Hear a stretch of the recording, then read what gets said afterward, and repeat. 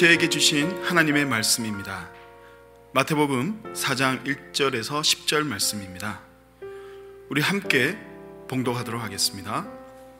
그때에 예수께서 성령에게 이끌려 마귀에게 시험을 받으러 광야로 가사 40일을 밤낮으로 금식하신 후에 줄이신지라.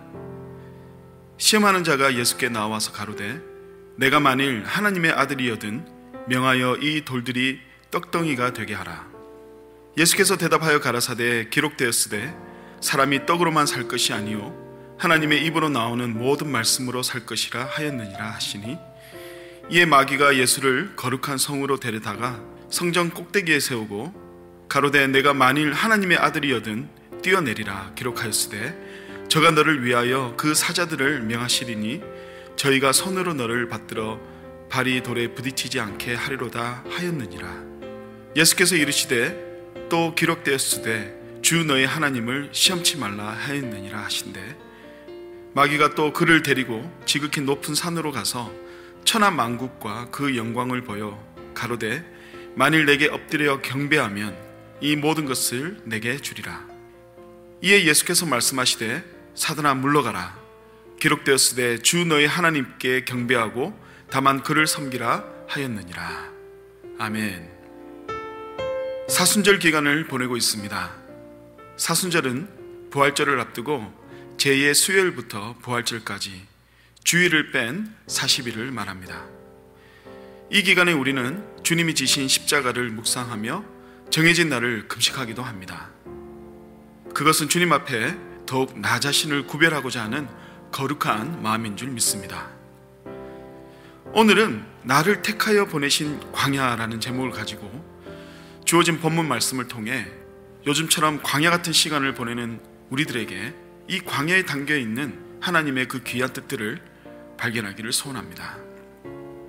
오늘 본문 말씀은 마태복음, 마가복음, 누가복음을 일컫는 이 공관복음의 공통으로 기록되어 있는데요, 주님이 40일을 광야에서 줄임배를 움켜쥐고 기도한 것을 목격한 사람은 아무도 없었을 것입니다. 그러므로 이 광야의 사건을 마태, 누가에게 들려주신 분은 예수님 자신이셨을 것입니다. 마가는 아마도 베드로에게 직접 들었을 것 같습니다. 예수님께서는 어떤 마음으로 이 이야기를 그 사랑하는 제자들에게 들려주셨을까요? 주님이 광야에서 시험을 받기 전에는 침례를 먼저 받으셨습니다.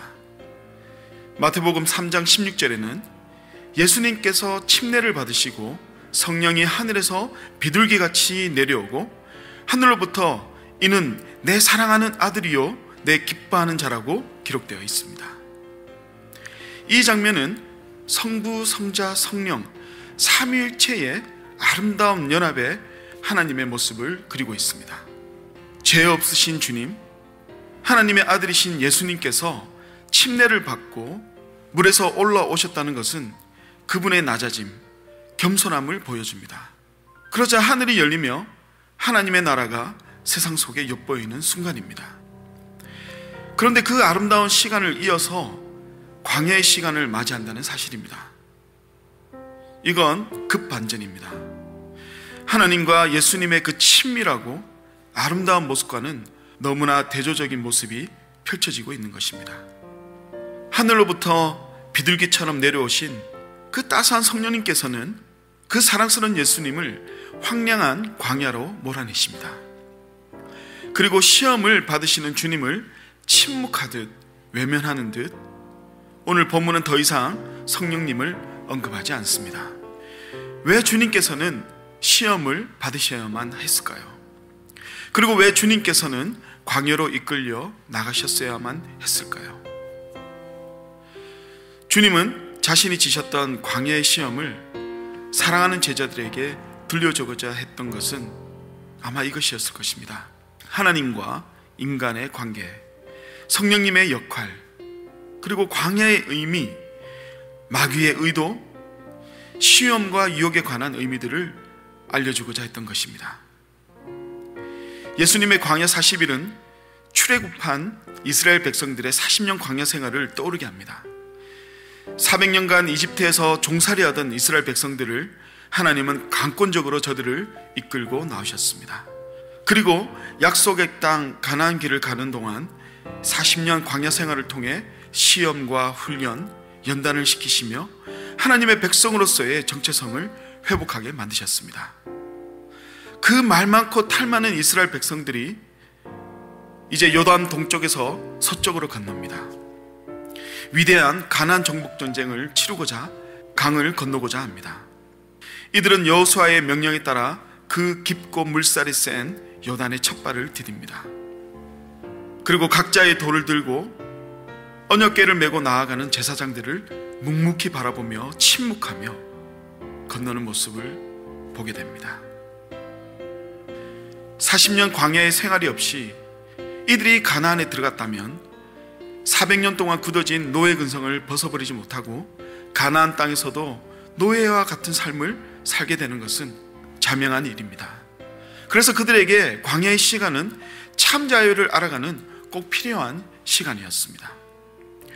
예수님께서 40일 동안 광야에 계셨다는 것은 이스라엘의 40년 광야 생활을 축소 체험하는 상징적 의미를 가지고 있기도 합니다. 그러나 이것은 답습이 아닌 시험의 참모습을 보여주시는 것이었습니다. 출애굽한 이스라엘은 광야에서 어린아이와 같은 신앙의 모습으로 나갔습니다. 홍해를 가른 그 큰 기적을 보고도 금세 죽을 것처럼 아우성거립니다. 낮에는 구름 기둥과 밤에는 불 기둥으로 또 만나와 메추라기로 하나님이 친히 저들을 인도하셨음에도 불구하고 물이 없으면 금세 원망하는 백성입니다. 발달 심리학자가 말하길 아이는 잠시만 엄마가 보이지 않으면 엄마가 없어졌다고 생각하고 울고 떼를 쓴답니다. 그러다 엄마가 나타나면 금세 웃고 행복해진다는 것입니다. 아이가 성숙해지면 엄마가 보이지 않아도 엄마가 사라졌다고 생각하지 않습니다. 주님은 성숙한 믿음이 사탄의 유혹을 어떻게 이겨나가는지를 친히 보여주시며 광야라는 장소의 본질적인 의미가 무엇인지 가르쳐 주십니다. 예수님을 광야로 이끄신 이는 사탄이 아니라 성령님이셨습니다. 성령님이 인도한 그 광야에는 예수님을 유혹하기 위해 사탄이 기다리고 있습니다.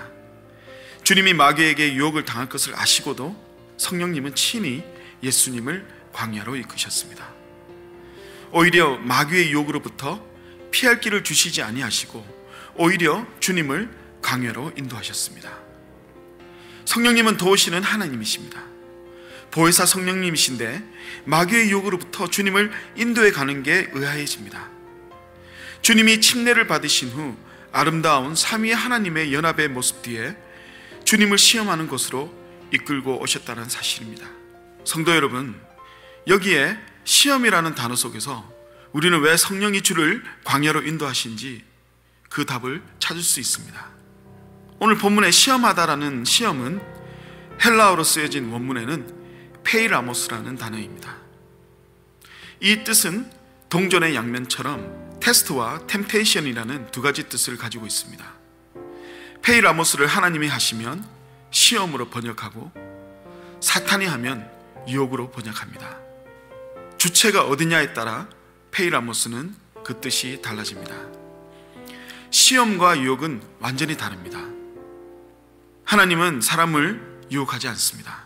시험하실 뿐입니다. 그러나 마귀는 사람을 시험하지 않습니다. 유혹할 뿐입니다. 시험과 유혹은 그 목적에 있어서 큰 차이가 있습니다. 시험은 하나님께서 사람의 믿음을 증명하시고 더욱 강화시키기 위해서 하는 것입니다. 다시 말해 사람의 믿음을 프루브하시고 더 나아가 임프루브 시키기 위한 것입니다. 며칠 전에 저희 디모데 교육 리더로 섬기시는 집사님과 통화를 했는데요, 요즘 열심히 시험 준비를 하고 있다고 했습니다.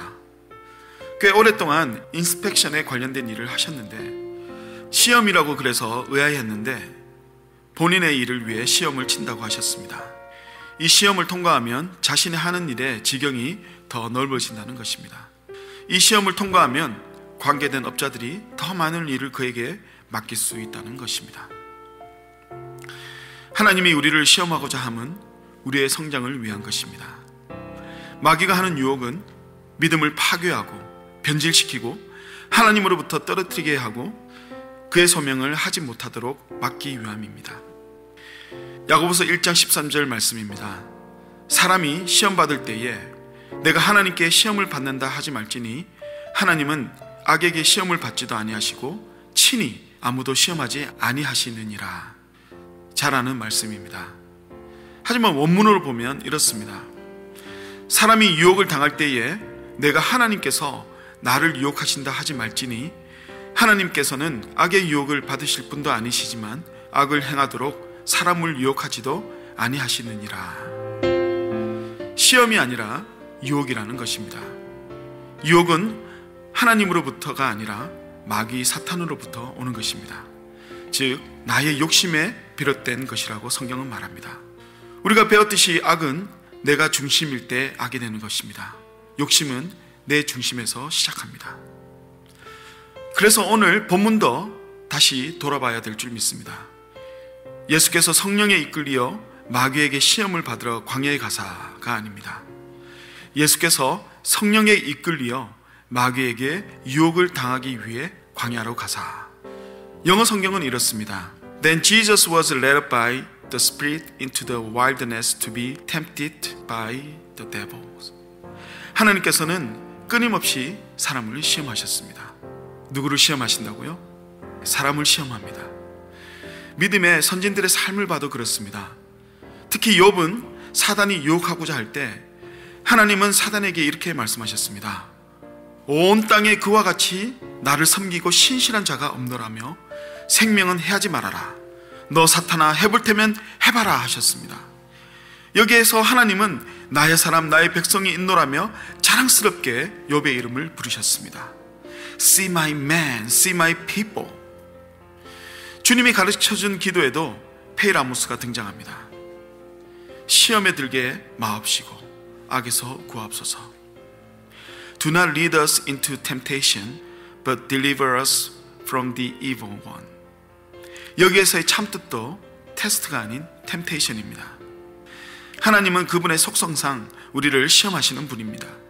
그것이 그분의 선한 뜻입니다. 시험을 통해 우리를 단련시키는 분이십니다. 하지만 앞서 말씀드린 대로 사단은 이 시험을 유혹으로 변질시키는 것입니다. 오늘 예수님이 보내신 40일 광야 사건은 시험입니다. 하나님이 허락하시는 것입니다. 그러나 마귀는 그것을 변질시켜 유혹합니다. 아담은 죄의 유혹에 넘어갔습니다. 그리하여 온 인류가 죄인 되었습니다. 하지만 두 번째 아담으로 오신 예수님은 광야에서 사단의 유혹을 하나님이 주시는 시험으로 승화시키셨습니다. 그래서 예수님의 광야 사건은 우리 모두에게 죄의 유혹을 어떻게 이겨나가는지를 보여주십니다. 어떻게 이기셨습니까? 말씀으로 이기셨습니다. 하나님의 말씀으로 이기셨습니다. 예수님을 광야로 이끄신 성령님은 오늘 우리들을 광야로 인도하십니다. 헬라어에서 시간을 나타내는 두 개의 단어가 있습니다. 하나는 카이로스고 다른 하나는 크로노스라고 합니다. 크로노스 개념은 인간 역사 속에 흐르는 연대기적 시간을 말합니다. 해가 뜨면 지고 또 변하지 않고 흐르는 물 같은 시간을 말합니다. 카이로스는 기회와 놓칠 수 없는 귀한 때의 시간을 뜻합니다. 기회와 때를 놓치면 다시는 붙잡을 수 없는 시간입니다. 어제 한 라디오 앵커가 뉴스 끝에 이런 코멘트를 합니다. 4월이 아주 힘들 것으로 미국 정부는 전망합니다. 어쩌면 2020년 4월은 잊혀지는 한 달이 될 것 같습니다. 반대로 SNS의 한 지인은 이런 글을 올렸습니다. 코비드-19 덕분에 집안에서 가족들과 행복한 시간을 보낸다. 일생에 없던 소중한 시간, 더 없는 휴가를 보내는 것 같다. 이 기간 동안 가족들과 더욱 친밀해지고 소중히 여겨서 충분한 사랑과 배려를 하자. 그래서 나의 새로운 모습을 담아 세상에 다시 나아가자. 성도 여러분은 어떤 시간을 보내길 원하십니까? 지금 처한 현실을 어떻게 바라보길 원하십니까? 주어진 이 시간들이 하나님이 주시는 시험이라 생각하고 나를 연단하시기를 원하십니까? 그러면 우리는 이제 사단의 유혹에서 우리의 마음을 강하게 붙잡아 달라고 주님께 간구하며 기도해야 합니다. 광야는 인내를 쌓고 성령으로 새롭게 변화받는 곳입니다. 그리고 우리의 지경이 넓혀지는 시작점이 광야입니다. 예수님께서는 광야에 홀로 계시지 않으셨습니다. 하나님이 함께 하셨습니다. 성령님이 동행하셨습니다. 우리와 함께 하시는 성령님은 우리를 도우시는 보혜사 성령님이십니다. 그리고 하나님은 우리의 머리카락까지 헤아리시며 우리의 작은 삶을 인도하시고 바라보시는 자비하시고 인자하신 하나님이십니다. 우리 하나님은 긍휼을 베푸기를 즐겨하시는 분이십니다. 그 하나님의 임재 앞에서 카이로스의 시간을 보내는 우리의 모습이 있기를 원합니다. 예수님은 광야 40일을 보내시고 갈릴리로 가셨습니다. 그리고 복음을 전하셨습니다. 오늘 주어진 이 시간이 광야의 시간이요 하나님과 특별히 대면하는 시간임을 알고 보낸다면 하나님은 새로운 사명을 우리에게 맡기실 것입니다. 우리의 사명은 주님처럼 복음을 증거하는 일입니다. 진정 주님 오실 날이 멀잖아 보입니다. 마지막 때의 삶을 사는 것 같습니다. 하지만 역설적으로 이 때를 바라보면 추수의 때라는 것입니다. 어둠에 앉아 신음하며 진리를 알지 못해 영원한 죽음으로 향해 가는 많은 사람들을 하나님께로 돌이키는 일을 우리는 감당해야 될 줄 믿습니다. 그것이 우리의 사명인 줄 믿습니다. 그리고 광야에서 우리는 비로소 사람은 떡으로만 살 것이 아니요 하나님의 말씀으로 살 것이라고 고백하게 될 것입니다. 광야에서 우리는 비로소 어떠한 상황 속에서도 주 우리 하나님을 의심하지 말라는 그 말씀의 의미를 배우게 될 줄 믿습니다. 광야에서 비로소 우리는 주 너의 하나님을 경배하고 다만 그를 섬기라는 말씀을 삶으로 실천하는 것을 배우게 될 것입니다. 우리 모두가 주어진 광야의 삶을 주님과 동행하며 이제 보지 못했던 하나님을 눈으로 직접 보았노라 고백할 수 있게 되기를 주님의 이름으로 축원합니다. 기도하시겠습니다.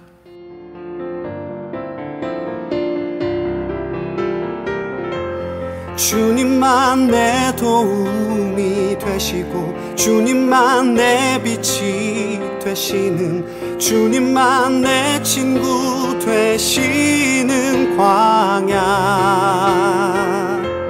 주님 손 놓고는 단 하루도 살 수 없는 곳 광야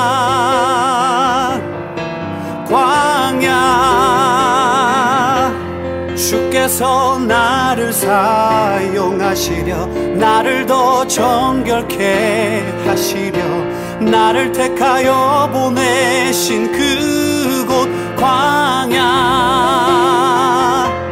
성령이 내 영을 다시 태어나게 하는 곳